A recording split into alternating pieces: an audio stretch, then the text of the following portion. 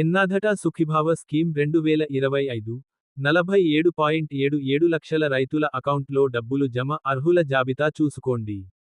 ఎన్నాధట Sukhibhava scheme 2025.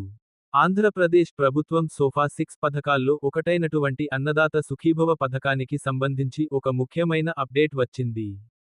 ఈ పథకం ద్వారా మొత్తం 47.77 లక్షల రైతులకు లబ్ధి చేకూరే విధంగా ఈ పథకాన్ని అమలు చేయనున్నట్లు ప్రకటించారు.